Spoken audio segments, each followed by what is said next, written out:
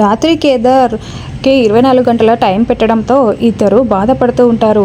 24 గంటల లోపల మనం సాక్ష్యాలు చూపించకపోతే ఇక్కడ నుండి ఇల్లు దాటి వెళ్ళిపోవాలి కేదార్ అని ధాత్రి అంటుంది. అవును ధాత్రి, అదే నాకు కూడా అర్థం కావటం లేదు అని కేదార్ బాధపడుతూ మాట్లాడుతూ ఉంటాడు. ఏదో ఒక్క సాక్ష్యం దొరికితే బాగుంటుంది కేదార్ అని ధాత్రి దేవుడిని వేడుకుంటూ ఉంటుంది. అప్పుడే కేదార్కి ఆదిత్యపురం దగ్గర నుండి ఫోన్ వస్తూ ఉంటుంది. ఆదిత్యపురం వాచ్మెన్ ఫోన్ చేస్తున్నాడు ధాత్రి అని స్పీకర్ ఆన్ చేసి చెప్పండి అని మాట్లాడుతూ ఉంటారు. 25 సంవత్సరాల క్రితం మీ తాతయ్య గారు ఇక్కడ ఉన్నవన్నీ కూడా వదిలేసి హిమాలయాలకి వెళ్ళిపోయారు.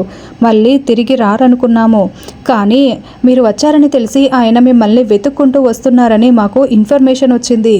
దాంతో కేదార్ ఆనంద బాష్పాల్ని కారుస్తూ ఏంటి నాకు తాతయ్య ఉన్నారా అని అడుగుతూ ఉంటే అవును అని అతను కన్ఫర్మ్ చేస్తాడు. ఎప్పుడు వస్తున్నారు మా తాతయ్య అని కేదార్ అడగడంతో రేపు మార్నింగే వస్తున్నారంట సార్ అని అతను ఫోన్లో చెప్తూ ఉంటాడు.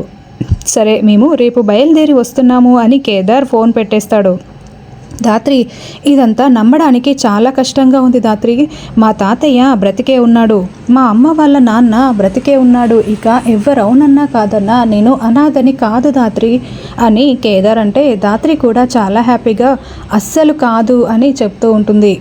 రేపు మార్నింగే వెళ్ళి తాతయ్యని కలుద్దాం ధాత్రి అని ఇద్దరు మాట్లాడుకుంటూ ఉంటే కమలాకర్ చాటుగా వింటూ ఉంటాడు.